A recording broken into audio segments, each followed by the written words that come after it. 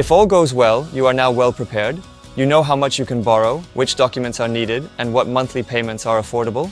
Well, you should now have an idea of the market, which properties, which neighborhoods, and whether new construction or existing buildings. And now you have seen a property that you really want to have. The question is, how do I make a bid that is attractive to the seller, but also ensures that I don't pay too much for that property? So how do I make a winning bid? Not always very easy, but here too, good preparation is half the work. First and foremost, make sure you know what a good realistic purchase price is.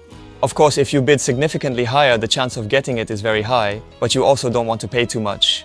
Well, now you know the price, but it also depends on the conditions.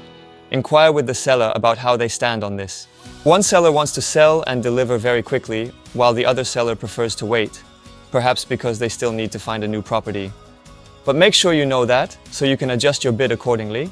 Other conditions include conditions of the building inspection, or conditions of the financing reservation. And we see in the current housing market, where there are many interested parties for a property, that often the financing reservation is omitted. If you bid with a reservation and others bid without a financing reservation, then the property will likely be awarded to the one who bids without a financing reservation. What can you do about it?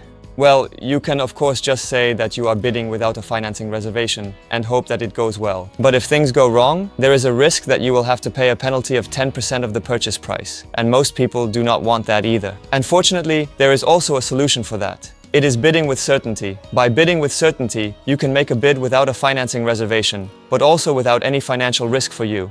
If you want to know more about it, watch this video. These are the tips for making the hopefully winning bid. I wish you good luck with the negotiation, as you always need a bit of luck in an overheated housing market. If you haven't seen steps 1 and 2, the financial preparation and the overview of the housing market, then check out our previous videos. And if your bid has been accepted and everything else needs to be arranged, then it's time for step 4.